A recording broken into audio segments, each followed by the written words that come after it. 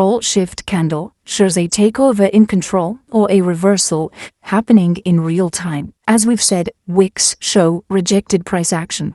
So a candle with a large wick on the upside shows an attempt to go higher, totally reversed by sellers. The opposite is true with large downside wicks for a market where buyers are taking control over sellers. So here's an example of how a control shift candle forms and what it means in real time. The candle opens here. We see a drive to the upside, which is strong buyers taking price higher.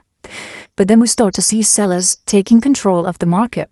And before the candle closes, we see the sellers reverse all of the buying attempts, taking the market back down to close around where it opened. This large upside wick is showing in real time the buyers losing control of the market to the sellers, therefore hinting at a reversal and giving us valuable information that we can potentially use for future selling trades. And everything is exactly the same, but with a large lower wick instead of upper for the case of a reversal from selling to buying. Now, in terms of the candle body, it really doesn't matter if the candle closes bullish or bearish, so whether it's red or green or blue and gray in my instance, it doesn't matter because it's the wick that tells the story. And just to show you, this scenario is identical for bullish control takeovers, but it's reversed, okay?